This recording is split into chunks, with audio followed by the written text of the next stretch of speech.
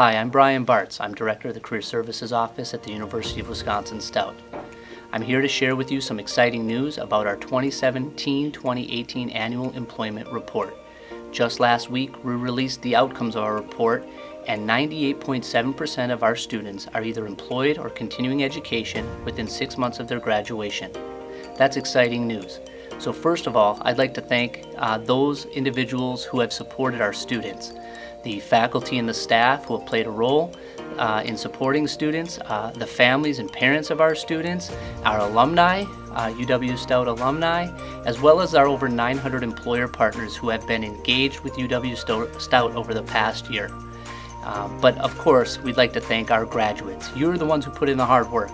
You've attended our events, taken advantage of our programs, took every opportunity to connect with industry and to get ready through our co-op program to be successful in the next stage of your life. So congratulations, graduates, and if you want more information, check out our website.